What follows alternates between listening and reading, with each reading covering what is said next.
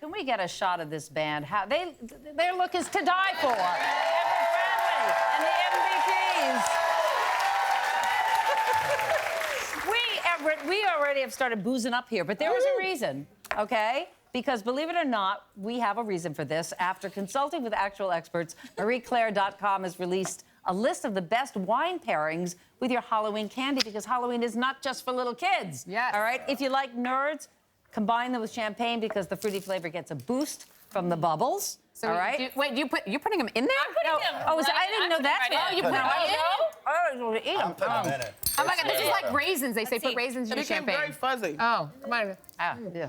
All right. Oh. I love my job. You like chocolate? Kit Kats go best with Pinot Noir because it's not overpowering. Okay, a little bite. Okay. There is chocolate and red wine do pair nicely, right? And candy corn syrupy texture pairs perfectly with the butteriness of a Pinot Grigio. Oh. So what are you guys thinking? That actually does pair very well together, but I do have a vintage 1995 Twix at home. What would that go with? I'd say Vintage. Probably something I'd say a red. Bordeaux. A Bordeaux? Oh, Bordeaux. nice. This is the thing. I have the worst sweet tooth. I hide candy around my house, and my husband finds and everything. But I love it when it happens to be candy corn season. Does anyone like candy corn? I'm not a candy They don't hate candy corn. No. The consistency.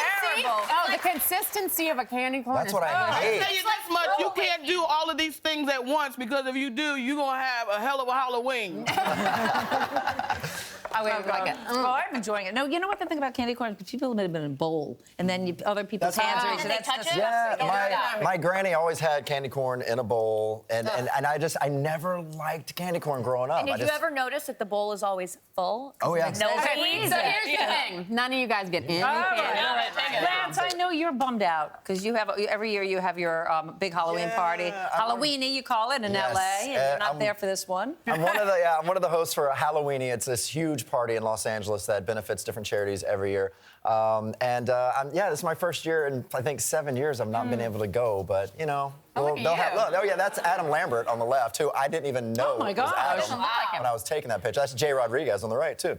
But tons of people go to it. They raise lots of money. Last year was for the Gay Men's Oh, Chorus. wow. Look at that. This year they're benefiting the Alive Music Project and the It Gets Better tour, Yes. which is very cool. Yeah. Yeah. But I don't feel it's too bad for you.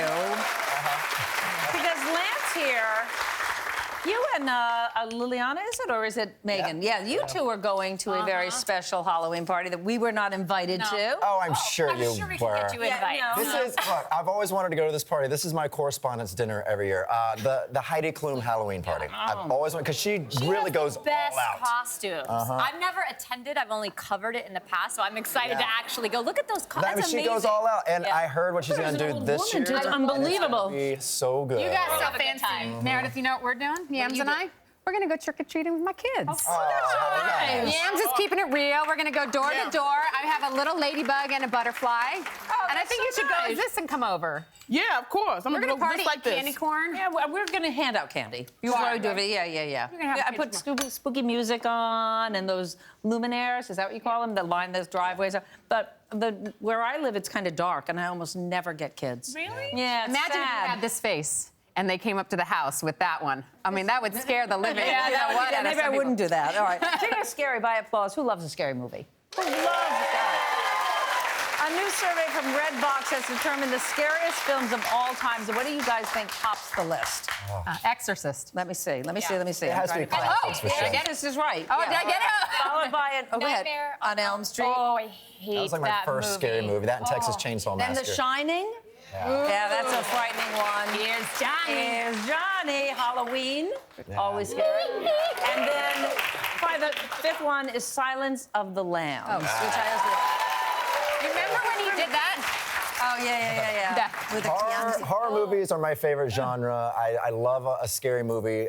Most of them disappoint, though. It's really hard to scare me. And I know we go for classics, for this list, but the Insidious movies, the ones that have come out in the last 5 years, I will that not is watch the those. scariest movies I've seen. No. I've been forever scarred. My mom let me see The Exorcist at age like 7. I'm like, I know. She just was like, and then I thought like the devil was coming. You should have been able to get in. Yeah. Yeah. At home. It was on TV, and she was like, oh, whatever. When I was 6 or 7, my cousins had to babysit me, me and they made me watch Nightmare on Elm Street. And I was so young. We had to call a priest over because I couldn't sleep at night.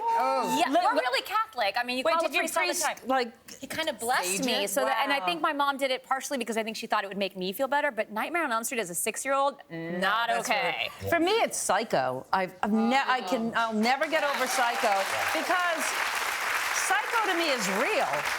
That could actually happen, you know? Well, I tell you, one of the movies that I watch, first of all, I hate scary movies. I don't watch them. I like cartoons and peace and happiness. That's my thing. Okay? Well, for now.